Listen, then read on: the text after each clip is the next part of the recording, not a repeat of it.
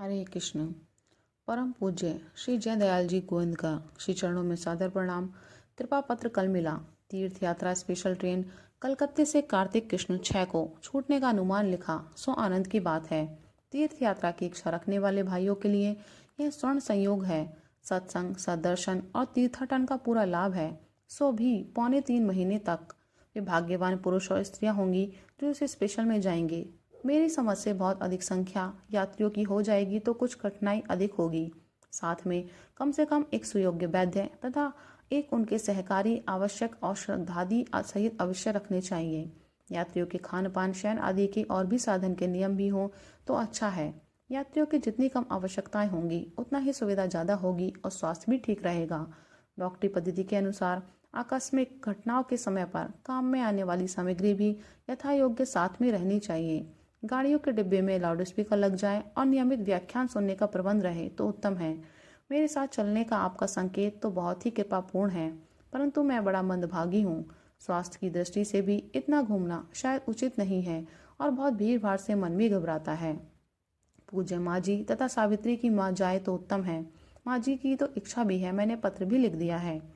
पत्र में मैं आपकी बड़ाई और अपनी लघुता नहीं लिखता। मुझ में तो इतने दोष भरे हैं कि मैं उन सबको तो लिख ही नहीं सकता। आपके बाबत कभी कुछ लिखता हूँ वह भी एक प्रकार से स्तुति में आपकी निंदा ही होती है, और अपने लिए जो कुछ लिखता हूँ वह तो एक प्रकार से प्रशंसा या प्रशंसा पाने के लिए ही होती है। स्वामी जी की सेवक हित्ता सब कुछ निज साई दुआई, निजमती बुला तीली देखी भाई, अपने ही दिसी गरुआई। आपने जिन मेरे आदर्श गुणों के नाम गिनाए सो ये तो आपकी शुभ दृष्टि के फलस्वरूप आपको दिखते हैं। मैं क्या लिखूं? मत समा पातकी नास्ति पापाग्नि त्वत्समा नाही, एवं ज्ञात्वा महादेवी यथा योग्यम तथा कुरु। अस्तु, मैं अभी तो यही हूँ, परंतु यहाँ स्थायी रूप से रहने का विचार नहीं है। हाँ, पूज्य माँ जी तथा सावित्री की माँ दोनों ही तीर्थ स्पेशल ट्रेन में चली गई तो वैसी हालत में शायद तब तक यहाँ रह भी जाऊं, अभी कोई निश्चय नहीं है। स्वामी चक्रधर जी महाराज प्रसन्न हैं, वे यहाँ कुछ नहीं कहते। गोरखपुर थे तब कहा करते थे गोरखपुर ही रह जाओ। आपने लिखा हम लोगों का आग्रह और प्रेम होगा तो शायद थोड़े दिन बाद तुम वापस आ भी सकते हो, कुछ भी असंभव नहीं है। सो आपका लिखना तो ठीक ही है। मुझे तो जहाँ आपकी रुचि पर न्यौछावर हो जाना चाहिए था वहाँ आपको ऐसा लिखना पड़ रहा है। क्या करूँ, मन अभी जरा भी पलटा नहीं है, वरन उत्तरोत्तर और भी एकांत सेवन की वासना बढ़ती हुई सी प्रतीत होती है। स्पष्ट तो कुछ भी नहीं कहा जा सकता, परंतु इसमें कोई दैवी प्रेरणा है अवश्य। ना मालूम भगवान का क्या विधान है, उनकी कहाँ के लिए कैसी रचना है। शरीर जब तक है कहीं रहेगा ही, फिर गोरखपुर रहने में क्या आपत्ति है। पता नहीं प्रभु की लीला कब किस रूप में अपना आत्म प्रकाश करती है, अभी कह तो नहीं सकता, परंतु अच्छा यही समझता हूँ कि भगवान का जो कुछ विधान हो वे जो दें उसी को सच्चे आनंद से ग्रहण करना चाहिए। भगवान के चरणों में एकांतिक आत्मोत्सर्ग ही सर्वोत्कृष्ट साधना है। उनकी इच्छा के सामने अपनी इच्छा रहे ही नहीं। वे इच्छा रहित होकर जो इच्छा करें उसी में अपना महाकल्याण समाया हुआ है। ना गोरखपुर रहने से इनकार है, ना कहीं जाने से। इनकार चल भी कब सकता है। वे जहाँ रखेंगे, जिस योनि में रखेंगे, जैसा नाचना चाहेंगे वही नाचना होगा, और वही हमारे लिए महामंगल की खान है। जन्म मृत्यु जो कुछ भी जब कभी वे प्रदान करें उसी में उनका मंगल कर स्पर्श पाकर कृतार्थ होना है। ऐसी कल्पना मन में आती है, परंतु पता नहीं मन और शरीर इन कल्पनाओं का कहाँ तक अनुसरण करते हैं।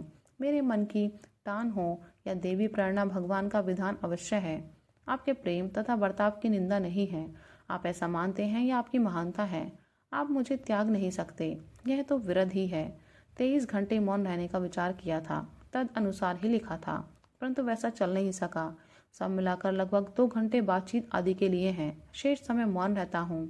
उसमें सवेरे 7:30 बजे से 10:30 और मध्यांतर 2:30 बजे से 4:30 बजे तक तो बंद कमरे में सर्वथा एकांत में रहता हूँ। लगभग 1.5 घंटा मिलता है जो पत्र आदि लिखने में बीत जाता है, और अवकाश ही नहीं है। पता नहीं यह क्रम कब तक निभेगा। विशेषांक की तैयारी के लिए मैंने श्री गोस्वामी जी को लिख तो दिया है। आप गोरखपुर पधारते ही हैं, आप भी कह देने की कृपा करें। छपाई पहुँचते आराम हो जाए तभी ठीक है, नहीं तो बड़ी कठिनता होगी। अभी से भरपूर उद्योग करना चाहिए। मैं कुछ काम कर सकूंगा या नहीं कुछ कह नहीं सकता। पंडित विद्याधर जी वैद्य बाबत आपने जो कुछ लिखा सो पढ़ा। इन्होंने मुझसे शिकायत नहीं की, मैंने ही उनसे बात ही बात में पूछा। इस पर उनसे जो कुछ बातें मालूम हुई उसी का सार आपको लिखा था। उन्होंने कमीशन के रुपए पाने के लिए भी मुझसे आग्रह नहीं किया। ये सत्य है कि उन्होंने 50 रुपए में काम करना स्वीकार किया था। साधारण मनुष्य परिस्थिति का दास है। स्वार्थ, संकोच आदि कई कारणों से मन के अनुकूल न होने पर भी मनुष्य स्वीकार कर लेता है। हम लोगों को भी जब दूसरे पर विचार करना हो तो केवल उनके शब्दों पर नहीं, उसकी परिस्थिति में अपने को ले जाकर विचार करना चाहिए। मेरी समझ से मैंने उनका हृदय टटोलकर जो कुछ देखा उसमें लोभ नहीं परंतु दुख दिखाई दिया। मेरी तुच्छ समझ के अनुसार सब दवा उनसे वापस ले लेनी चाहिए। जितनी दवा उन्होंने बरती हो उनके बदले में या तो उचित दाम दे दें या दवा दे दें। मेरी समझ से दवा देना ही वे पसंद करेंगे और यही उचित भी है। मकान से उनको नहीं निकलना चाहिए। थोड़ी देर के लिए मान भी लें इसमें अपने औषधालय के स्वार्थ में हानि पहुंचेगी तो इस हानि को एक ब्राह्मण के संतोष के लिए संतोष और आनंद के साथ उन पर कुछ भी नाराज हुए बिना और कुछ भी एहसान जताए बिना सहना चाहिए।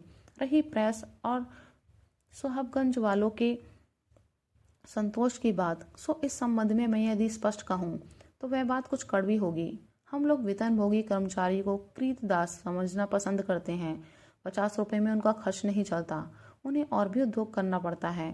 हमारे यहाँ का बुलावा गया, उनके पास 2-4 रोगी बैठे हैं। कुछ दीन हैं और कुछ ऐसे हैं जिनसे उन्हें पैसा मिलने की उम्मीद है।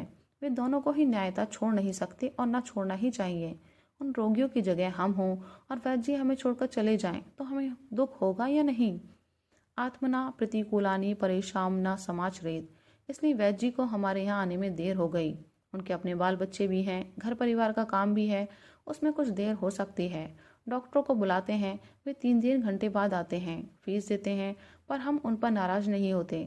लेकिन हमारे वैद्य जी ने यदि कुछ देर कर दी तो हमारा पारा गर्म हो जाता है। हाँ, सांघातिक बीमारी हो तो दूसरी बात है। अब की बार ही वैद्य जी ने अपने पंडित लादू राम जी की पत्नी की बीमारी में जितना परिश्रम किया है उसके लिए वे पुरस्कार के पात्र हैं।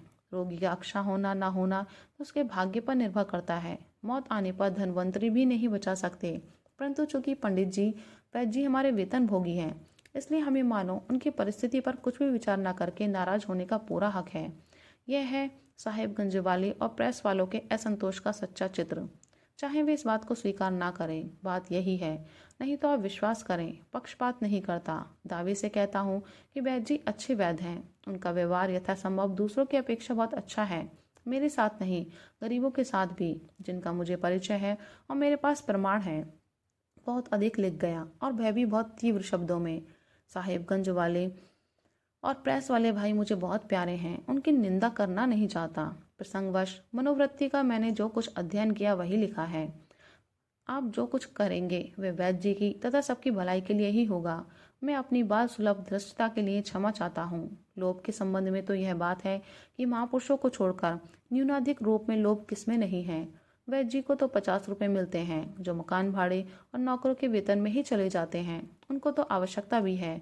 जिनके पास लाखों रुपए हैं और घर में खाने वाले भी नहीं हैं, वे भी दिन रात धन बढ़ाने में ही लगे रहते हैं। ऐसी अवस्था में बाल बच्चे वाले वैद्य जी का लोभ तो क्षम्य ही होना चाहिए। हनुमान। राधे राधे।